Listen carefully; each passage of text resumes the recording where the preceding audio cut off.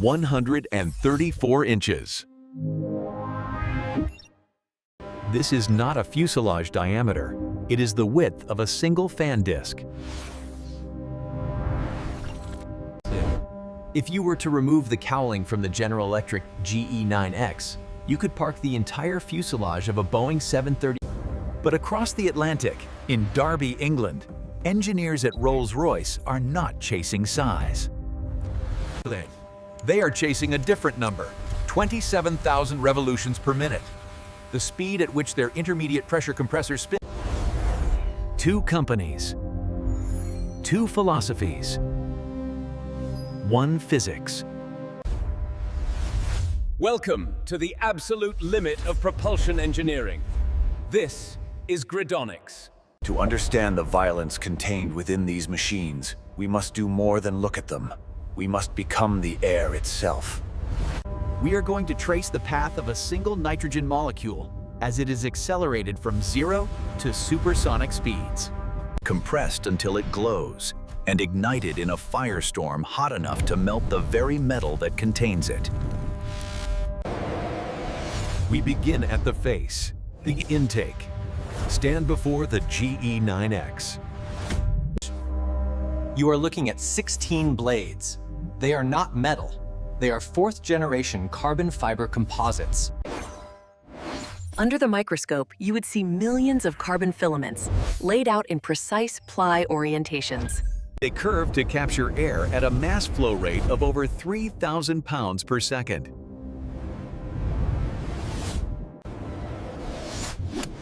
Now, shift your gaze to the Rolls-Royce Trent XWB. Philosophy changes immediately. Here, the blades are hollow titanium, 22 of them. Rolls-Royce uses a process called superplastic forming. They heat two sheets of titanium until the metal becomes pliable. Both designs must solve the same problem, the tip speed limit. As these fans spin, the tips of the blades move faster than the speed of sound, even when the plane is sitting on the runway.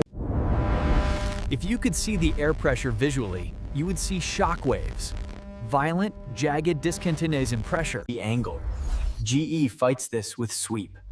Notice how the carbon blades curve backward like a scimitar. This allows the blade to...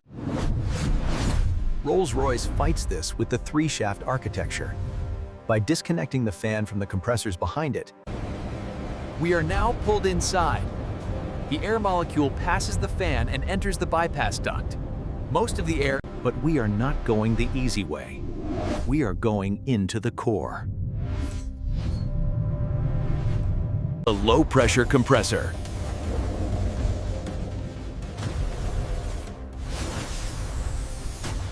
Here, the tunnel narrows. The walls close in. The air is no longer a breeze. It is a pressurized fluid. In the GE9X, the air is forced into a three-stage booster. The pressure begins to rise.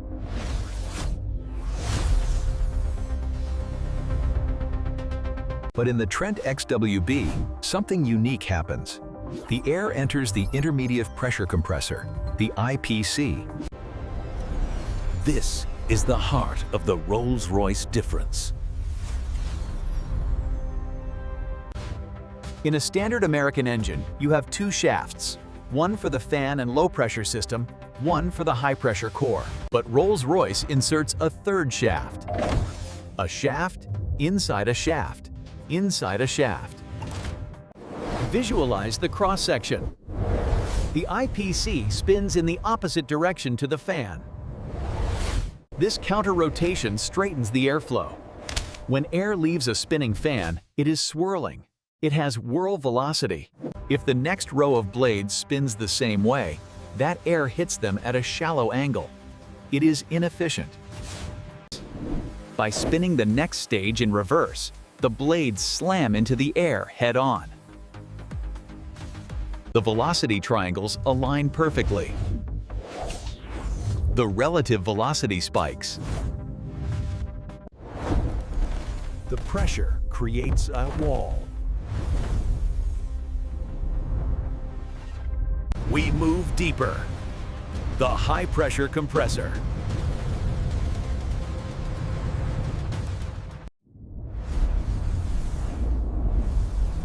This is where the atmosphere is crushed. The GE9X achieves an overall pressure ratio of 60:1. Think about that number. Atmospheres. The air around you right now exerts 14.7 pounds per square inch on your skin. If this were a submarine, it would be crushed at a depth of 2,000 feet. But this is not water pushing in.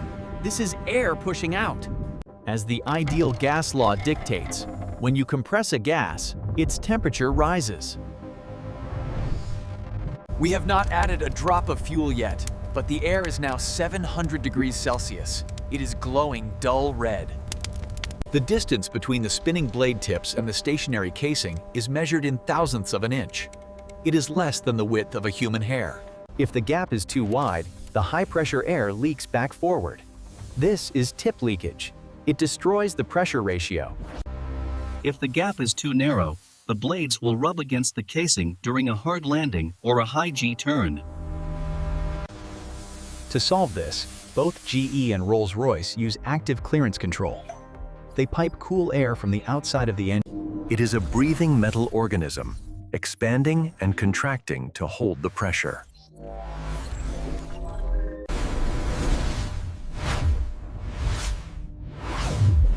The air is now a Gridonix superheated fluid.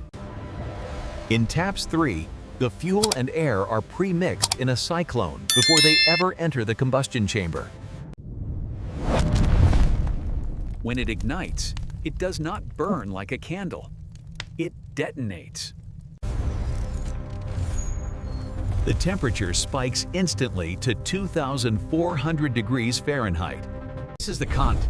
The melting point of the nickel superalloy walls is roughly 2,300 degrees. The fire is hotter than the container. In a Rolls-Royce Trent engine, the solution is film cooling. Zoom in on the metal surface of the combustor liner. You will see thousands of microscopic holes, laser drilled at 30-degree angles. They do not just let air in. They are shaped to lay the air down flat against the metal surface. This creates a blanket of cool air, a boundary layer, that insulates the metal from the flame. The metal never actually... But the heat is rising. We are moving to the most critical component in the entire machine, the high-pressure turbine. This is the single most difficult engineering environment on planet Earth. The air is blasting out of the combustor at supersonic speeds. It slams into the first stage of turbine blades. These blades are responsible for extracting the energy to drive the compressor we just passed. In the GE9X, this single stage... One stage, 100,000 horsepower. That is the power of the Titanic, generated by a wheel the size of a coffee table. The forces here are incomprehensible. Centrifugal force tries to rip the blades from the disc. Each blade weighs... That is the weight of a school bus hanging from the tip of a single blade. Simultaneously, the gas temperature is above the melting point of the material. If you were to cast these blades from standard liquid metal, they would fail instantly. When metal solidifies, it forms grains. So, Rolls-Royce and GE do not cast metal. They grow crystals. The blade is cast in a vacuum furnace. The mold is slowly withdrawn from the heat, millimeter by millimeter, over several days. This forces the metal to solidify as a single, continuous crystal lattice. There are no grain boundaries. But GE has taken this a step further in the 9X. They have privatization stopped using metal entirely for the hottest parts. They use ceramic matrix composites, CMCs, silicon carbide fibers embedded in a silicon carbide matrix.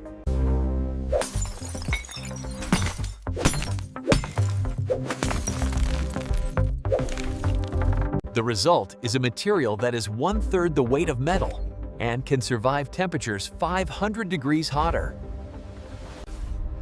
This advanced material allows the GE9X to operate at unprecedented temperatures and efficiency.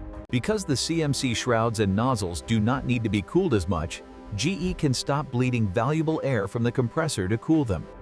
That air stays in the core. It does work. The efficiency climbs.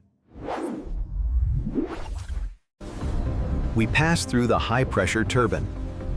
The pressure drops. The temperature drops. We enter the low-pressure turbine. This is the anchor. In the Rolls-Royce Trent, this section is massive. Because of the three-shaft design, the low-pressure turbine has to drive that massive front fan. The blades here are larger. They are longer. The airflow is expanding, slowing down. The goal here is to extract every last joule of kinetic energy before the gas leaves the engine. In the GE9X, the LPT has 6 stages. In the Trent XWB, it has 6 stages. But look at the exit velocity. The air shooting out the back of the core is moving fast. But the air from the bypass duct, the cold air we left behind at the start, is moving slower. The friction between these two streams creates noise. That is the roar of a jet engine. To silence it, both manufacturers use chevrons or scalloped edges on the nozzle, or advanced acoustic liners. Under the microscope, the walls of the exhaust duct are not smooth. They are perforated skins over honeycomb structures. Sound waves enter these holes, bounce around inside the honeycomb cells, and cancel each other out through destructive interference. The engine is swallowing its own noise.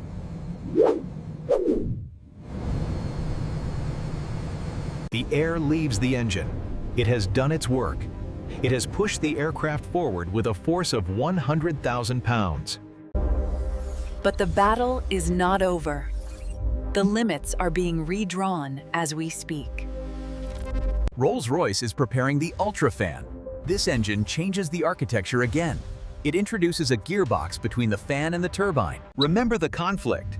The fan wants to spin slow. The turbine wants to spin fast. In the current Trent engines, the 3 shafts help, but they are still directly connected. The turbine can only spin as fast as the fan allows. With a gearbox, the connection is severed. The turbine can scream at 20,000 RPM, while the massive 140. The reduction ratio is nearly 4 to 1. This allows for a bypass ratio of 15 to 1. For every The propeller is coming back. It is just wearing a cowling. Meanwhile, GE is looking at the open rotor, the RISE program, removing the cowling entirely. Adjustable pitch. Physics does not change. The goal remains the same. High mass flow. Low velocity change. This is the paradox of propulsion. To go faster, you must move the air slower. You must move a mountain of air. GE9X and the Rolls-Royce Trent XWB are the apex predators of the hydrocarbon age. They operate at the thermal limits of matter. We are entering a new era. Hydrogen combustion, hybrid electric cores. The materials will... Gridonix will be there to dismantle them. Gridonix